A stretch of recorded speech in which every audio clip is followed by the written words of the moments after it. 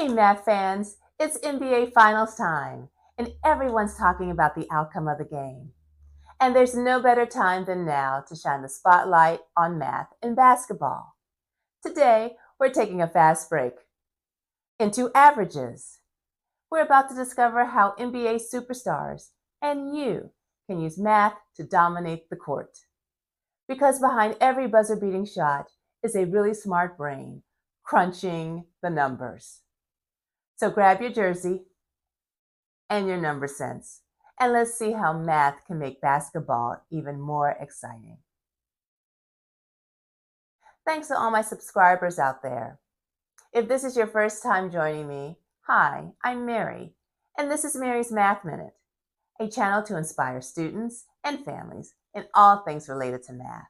Before we begin talking about the concept of averages, another word you'll often hear when referring to averages is the word mean.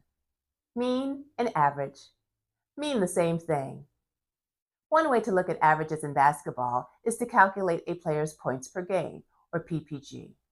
To find the PPG, you simply take the total number of points a player scores in all the games and divide it by how many games he played. Here's an example. Player A for the Pacers is in 4 games and scores the following points: 30, 25, 35, and 40 points. Let's do the math. We have 3, 5, 8, and 12. So that's 120. In the ones column, we have 5 and 10. So 120 plus 10 equals 130. Next, we divide 130 by 4, which is the total number of games. 4 goes into 13 3 times. So we get 13 minus 12 with a remainder 1. We bring down the 0. And 4 goes into 10 2 times. Now we have 10 minus 8 with the remainder 2. We can now add a decimal and another 0. And we bring that 0 down, and we have 20. 4 goes into 20 5 times. And 20 minus 20 gives us 0. So the PPG for player A is 32.5. That's the average, the player's math MVP score. Player A didn't have to score 32.5 points in every game, though. But that's what it averages out to. The points per game lets us know who's really in the zone. Here's another example. We have 2 players, player B and player C for the Thunder. In the 4 games, player B scores 30, 5, 25, and 10 points. Player C scores 18, 20, 22, and 20. Let's average their scores.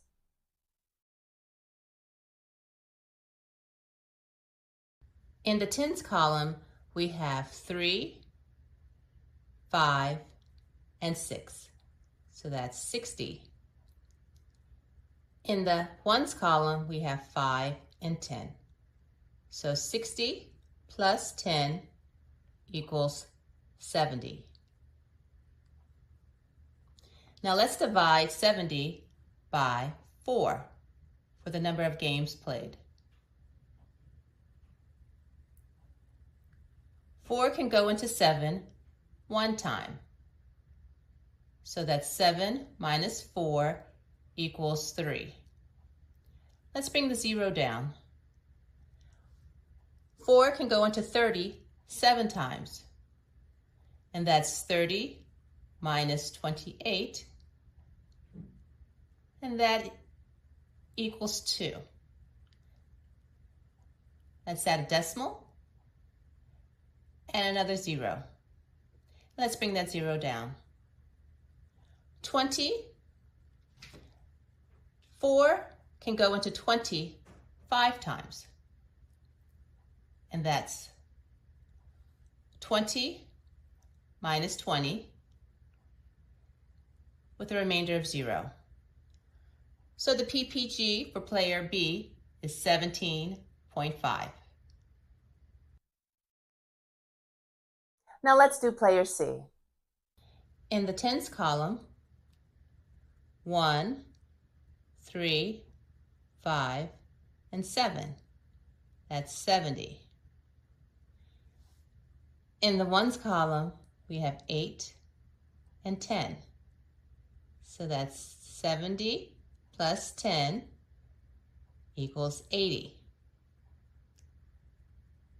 Now we divide 80 by 4. 4 goes into 8 2 times. 8 minus 8 equals 0. And then we bring down the other 0 and we add 0. So the PPG for player C is 20.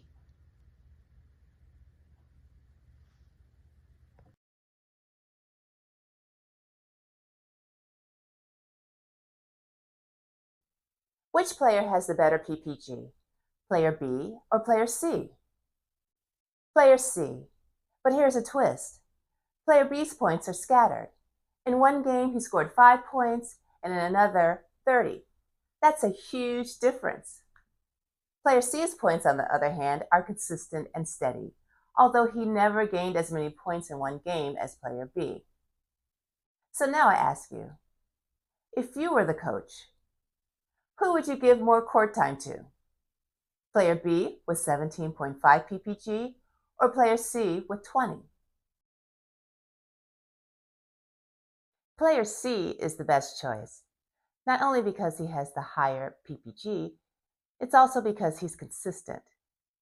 Well, fans, we've covered a lot of ground on averages and PPG. If you want to learn about averages and rebounding, click this video next. Thanks for watching Mary's Math Minute. Please subscribe and hit the like button below. See you next time.